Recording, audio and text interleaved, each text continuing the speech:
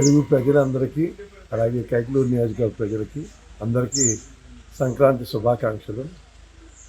సంక్రాంతి అంటే కొత్త సంవత్సరంలో పాడి పంట అన్నీ బాగుండి ఇంటికి పంట వచ్చి అందరూ సంతోషంగా ఉండే రోజులు.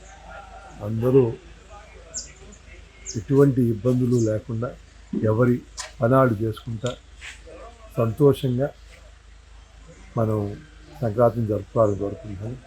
అందరూ ఒక విషయం గుర్తుంచుకోవాలి, ఈ రాష్ట్రం శాశ్వతం, భావితరాలు శాశ్వతం.